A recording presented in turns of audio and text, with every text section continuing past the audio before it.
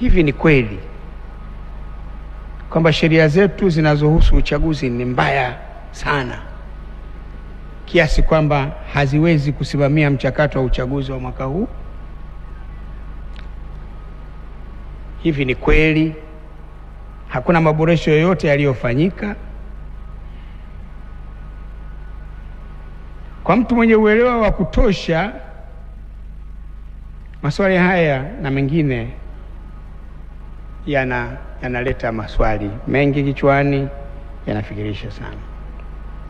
Ndugu washiriki, mchakato wa kuboresha sheria hizi limekuwa jambo endelevu katika awamu mbalimbali za uongozi wa nchi yetu tangu ilipoingia mfumo wa vyama vingi. Kumefanyika maboresho ya sheria zihusuzo uchaguzi. Yapo maboresho yalifanyika katika kipindi changu cha uongozi, na yapo ambayo yamefanyika kabla, na yapo ambayo yamefanyika baada ya mie kuondoka kwenye uongozi, na yapo ambayo yanafanyika katika awamu hii ya 6 inayoongozwa na rais wetu mpendwa Dr. Samia Suluhu Hassan.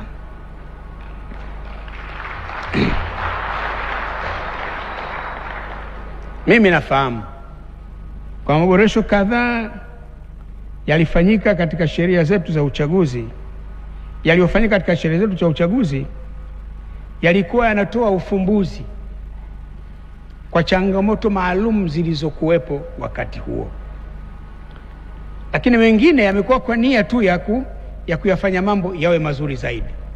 Hakuna changamoto, lakini watu wakikaa chini wanatafakari hali ilivyo, wanasema lakini tukifanya hivi mambo yatakuwa mazuri zaidi. Kwa hiyo ziko changamoto kama marekebisho yanayotokana na kujibu certain challenges, certain problems in the conduct of elections. Lakini yako yale ambao wanakaa wanasema lakini hivi tukifanya hivi mambo yatakuwaje? Kwa hiyo yako hivyo. Kwa mfano sheria ya uchaguzi wa rais, wa bunge na madiwani ya mwaka 2024 imefanywa marekebisho katika eneo la masharti kuhusu uteuzi wa wasimamizi wa uchaguzi. Nadhani AG amerugusia kidogo. Pamoja na mambo mengine, sharti la wakurugenzi wa halmashauri kwa wasimamizi wa uchaguzi automatic limeondolewa.